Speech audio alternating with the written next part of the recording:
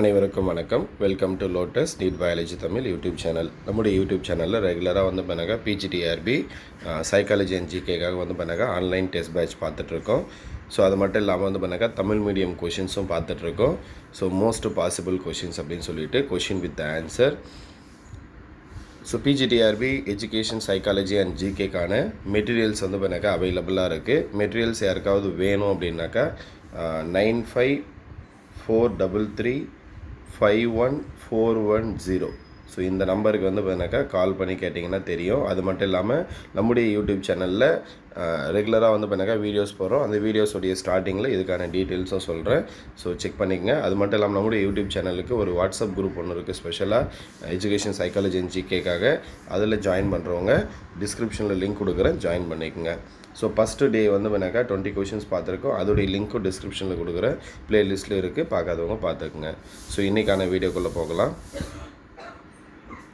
So first question, பின்னோக்கு தடை மறத்தல் நியதிகளை விளக்கியவர்கள். பின்னோக்கு தடை மறத்தல் நியதிகளை விளக்கியவர்கள் Muller and வில்சக்கர். பின்னோக்கு தடை மறத்தல் நியதிகளை விளக்கியவர்கள் முல்லர் அண்டு வில்சக்கர்.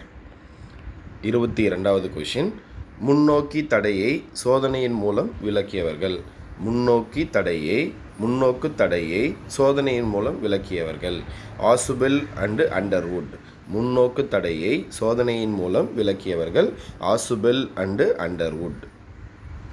குழந்தைகளுக்கான புலன் அனுபவம் சார்ந்த தானே கற்றல் முறையை அறிமுகப்படுத்தியவர்கள்.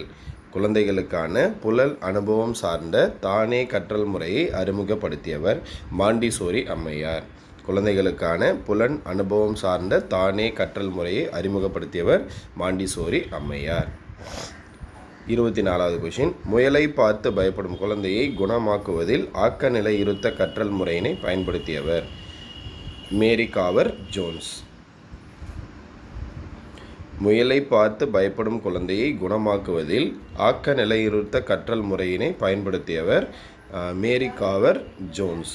முயலை பார்த்து பயப்படும் குழந்தையை குணமாக்குவதில் ஆக்க நிலைநிறுத்த கற்றல் முறையினை பயன்படுத்தியவர் மேரி காவர் ஜோன்ஸ்.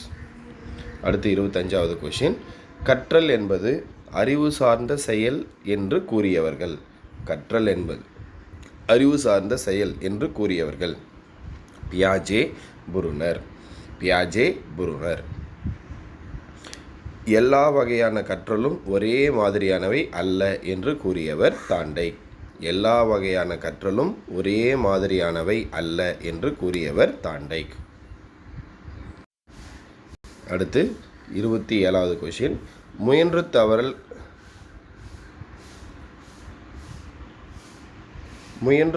கற்றல் கோட்பாட்டை உருவாக்கியவர்.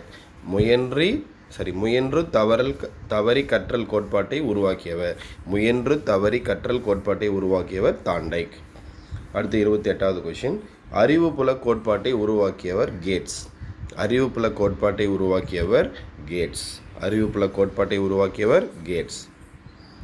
செயல்படு ஆக்க நிலையுறுத்தம் பற்றி கூறியவர் ஸ்கின்னர்.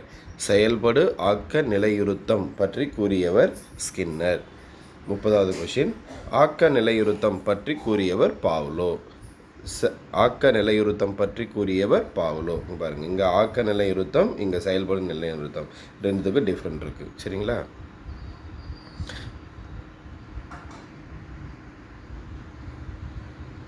அடுத்து 31வது கொஷின், இணைப்பு கோட்பாட்டை உருவாக்கியவர்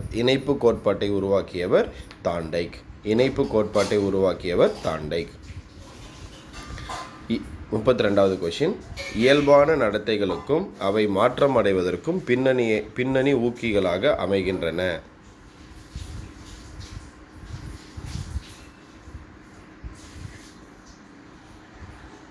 ஸோ இயல்பான நடத்தைகளுக்கும் அவை மாற்றமடைவதற்கும் பின்னணியாக ஊக்கிகள் அமைகின்றன என்று கூறியவர் கேட்ஸ். இயல்பான நடத்தைகளுக்கும் அவை மாற்றமடைவதற்கும் பின்னணியாக ஊக்கிகள் அமைகின்றன என்று கூறியவர் கேட்ஸ். அடுத்து 33வது கொஷின், கற்றலுக்கு ஓர் உந்துதல் அவசியம் என்று கூறியவர் மெக்கனால். அடுத்து 34வது கொஷின், வாழ்க்கை தொழில் ஒன்றை தேர்ந்தெடுத்தலிலும் தற்கருத்து முக்கிய செல்வாக்கு பெற்றுள்ளது என்று கூறியவர் டொனால்ட். வாழ்க்கை தொழில் ஒன்றை தேர்ந்தெடுத்தலிலும் தற்கருத்து முக்கிய செல்வாக்கு பெற்றுள்ளது என்று கூறியவர் டொனால்ட். அடுத்தது, நெறிசாரா அறிவுரை பகிர்தல் மூலம் தற்கருத்து பரவலானது என்று கூறியவர். நெறிசாரா அறிவுரை பகிர்தல் மூலம் தற்கருத்து பரவலானது என்று கூறியவர் கார்ல் ரோஜர்ஸ்.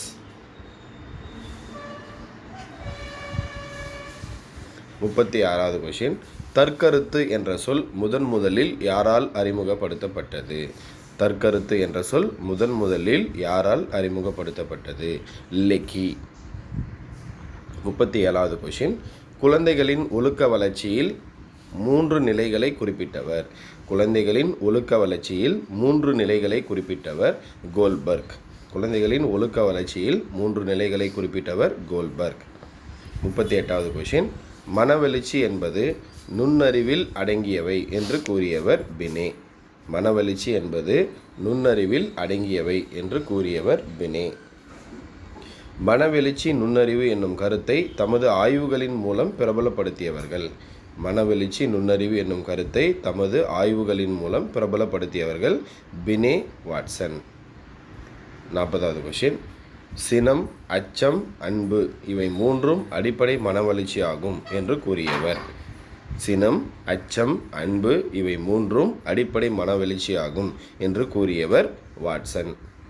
ஸோ இன்றைக்கி 20 கொஷின்ஸ் பார்த்துருக்கோம். Second day. அடுத்து தேர்ட் டே வந்து நாளைக்கு சந்திப்போம். நன்றி, வணக்கம்.